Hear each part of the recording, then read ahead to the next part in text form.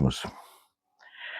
Në Partinë Socialiste duket sikur ka një fermentim ose lëvizje, sidomos po të kemi parasysh ngjarjet me Elisa Spiropalin, ato që dalin edhe ato që shkruan ajo. Ato që dalin nëpër media dhe normalisht pastaj edhe ato çfarë thuhet, u tha kështu në mbledhje, s'u tha kështu në mbledhje, kështu i tha Rama, kështu përgjigja ajo. Por çfarë shkruan në përgjithësi Eliza në ato pjesët e saj të Facebookut janë më të qarta, sepse sigurisht edhe nëpërmjet rreshtave mund të kuptohet, por edhe ideja më e qartë bëhet në mendimet e saj, aq sa mund të shprehej ajo kur është e shkruar. Dhe tjetra pastaj është ajo vetë prezantimi ose vetë afrimi për kryetarin e bashkisë të Erion Braçës. Kemi të bëjmë me dy njerëz të cilët sigurisht janë pjesë e Partisë Socialiste, po në vjetërsi të ndryshme dhe në koncepte të ndryshme të partisë. Erion Braça ka lindur politikisht me PS-n e re, ose po themi kalimin e saj nga PPSH-ja në Partinë Socialiste. Është një socialist me shumë karat, për mos me thënë 24 karat. Jo, nuk kemi të bëjmë fjalën këtu me 14 e me 18, kështu mund të them për Elisën. Edhe një shumicë të madhe në Partinë Socialiste përfshi edhe Edi Ramën, kurse Erion Braça afrohet ke 24 karat. Është i majt, vepron si i majt, mendon si i majt, reagon për shumë element të cilat i konsideron padrejtësira si një i majt. Elisa Spiropali nuk është e tillë, është pjesë e ardhur e mjaftit e organizimeve të tij të futura dhe inkuadruara në Partinë Socialiste. Është një majt që nëse nuk do të ishte Partia Socialiste do të ishin për ultramajtist, po sigurisht edhe përfitues nga partia, nga trupi i madh gjigant i Partisë Socialiste. Por këtë nuk mund ta them tash sepse sigurisht ato kanë shërbyer si të tillë dhe kanë një origjinë të tillë, duhet ta pranojmë si fakt. Por nuk mund t'i barazoj të dy. Braçën me Spiropalin. Normalisht nuk kam këtu që të bëj analizën e prejardhjeve dhe ku do të shkojnë, duhet të them me çfarë po ndodh sot. Këto gjëra janë pjesë e një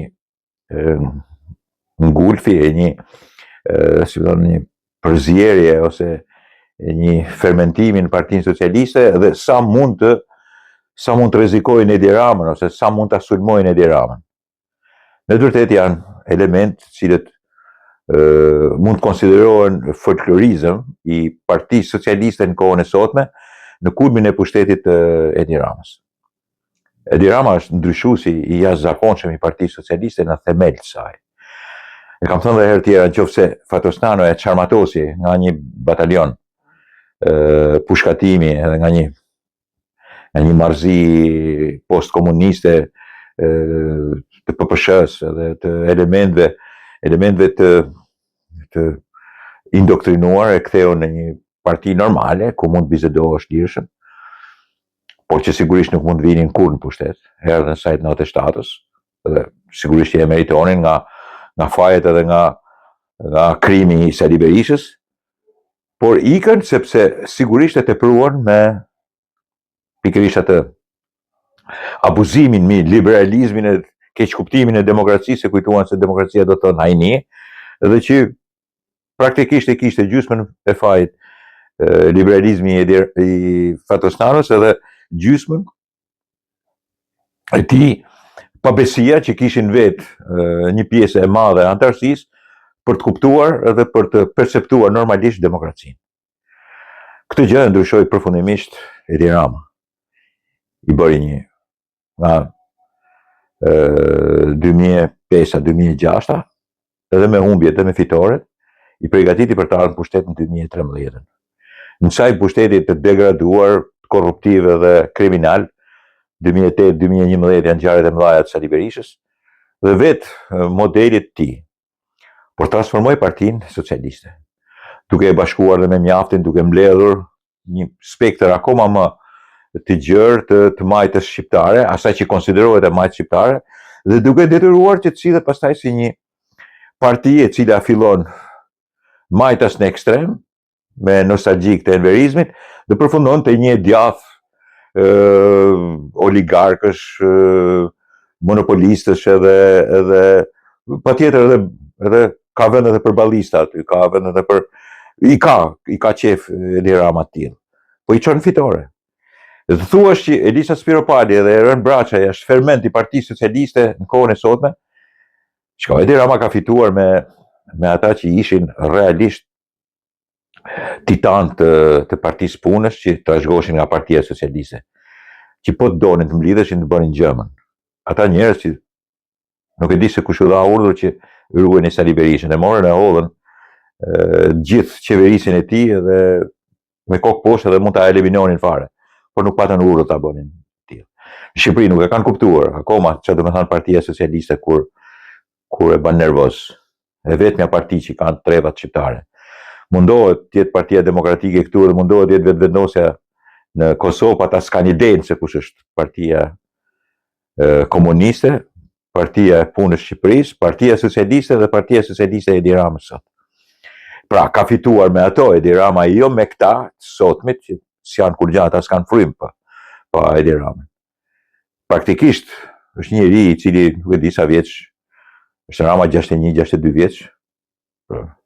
Ta krahasosh me 83 vjeçet e një plakut smur komunist, folk bolshevik si Sali Berisha është që sigurisht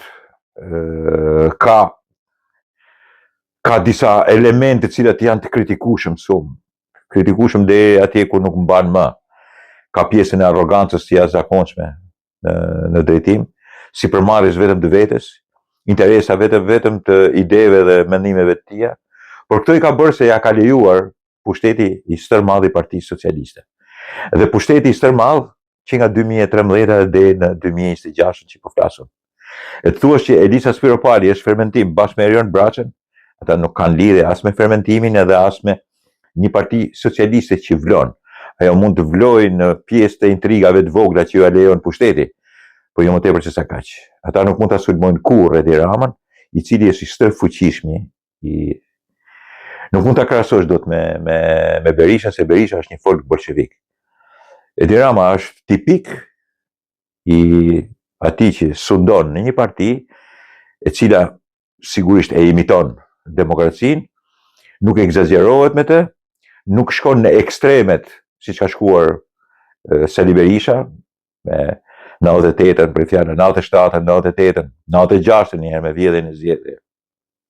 97-ën me kolapsin ekonomik dhe politik, 98-ën me grushtin e shtetit, 2008-ën me hedhjen e erë në Gërdec dhe 2011-ën me vrasjen e njerëzve në bulevard, por dhe shumë korrupsioneve të jashtëzakonshme, rrugëve të pambaruara, të bëra keq, që cilat bëhen edhe sot, por jo në banalitetin e Sali Berishës, edhe me sundimin, me përjashtimin e njerëzve, me vrasjet politike që ka bërë, nuk mund të krahasohen me Partinë Socialiste dhe me Edi Ramën. Nuk ndodh kjo, sepse nuk janë kaq budallë, as nuk janë kaq folklorike dhe shpellar.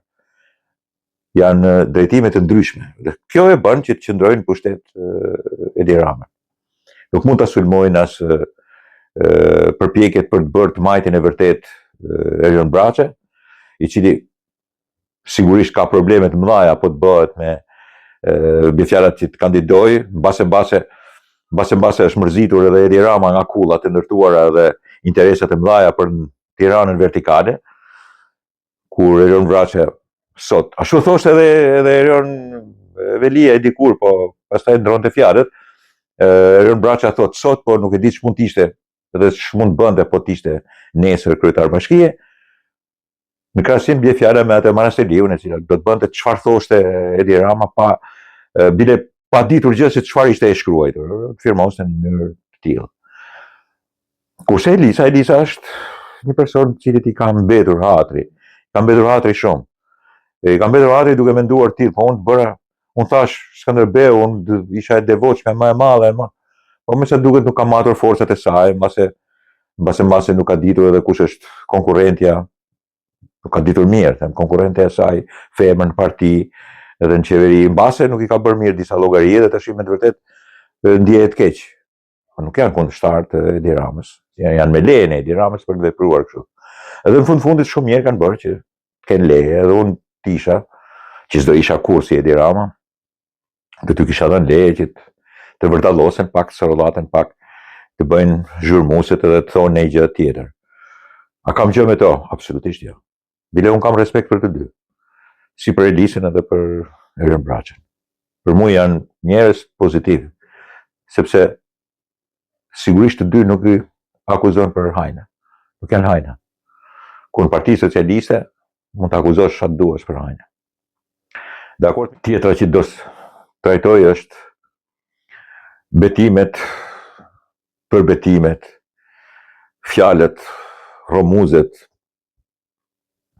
mrekullitë e Trumpit që në mjes thotë kuqe në drekje shile dhe në dark bëqill, u mundëm dhe 2 javë dhe 3 javë, fituam, ju s'keni punë, ju shkoni merrni vetë, Hormuzin për ne, Hormuzi për ju, Irani ra, klika tjetër I vram gjithë, të tilla gjëra që janë forma tipike e trumpizmit në kohën e sotme. Fillimi I një lufte e cila sigurisht ishte në mendjen e Amerikës, por që detyrohet pak a shumë nga Izraeli të bëhet e tillë.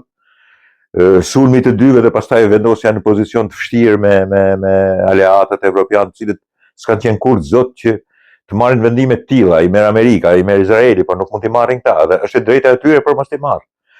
Sulmi I anshëm edhe pastaj kërkesa për të bashkuar, janë edhe disa elementë që sigurisht e bëjnë si them tash, e bëjnë sa më të çuditshme, por edhe të papranueshme shpeshherë. Dhe fjala e fundit që mund të jetë si më thënë tipike e Trumpit është dalja nga organizata politika ushtarake, sepse që njerëzit kujtojnë se është thjesht një organizatë ushtarake. Në fakt është politika ushtarake që është NATO. E para vetëm me vendimin e Trumpit, e thot disa herë, por sipas meje nuk ka për ta bërë kurrë, nuk bëhet dot, sepse duhet që të vendosit Kongresi dhe Senati njëkohësisht. Duhet të thehen të shkatërrohet disa nene edhe të firmosura, të vulosura dhe formuse. Shteti I Bashkuar të Amerikës është shtet formues, shteti kryesor I NATO-s.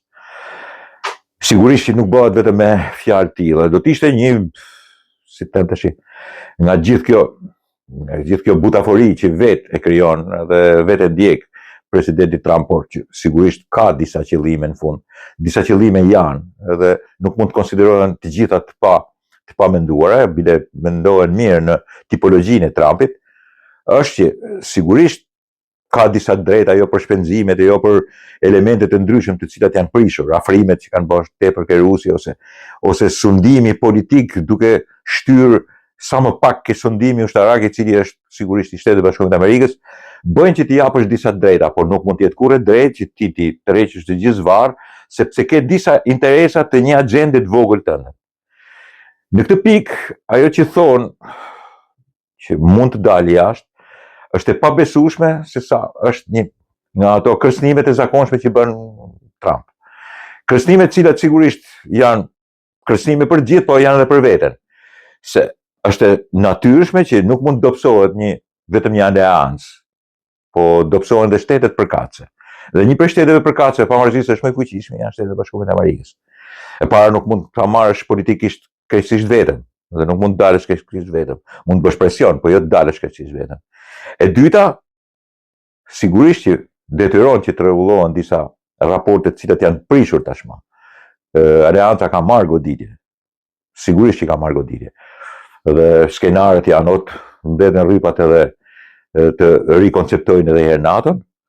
Unë një shpërbërje, ndarje e Shtetit Bashkuar të Amerikës edhe ndarje në dy pole, po themi, Amerika në një anë edhe aleatët në anën tjetër, o pastaj një shturje totale e cila do të ishte varianti më I keq. Gjë e pabesueshme se mund të ndodhi.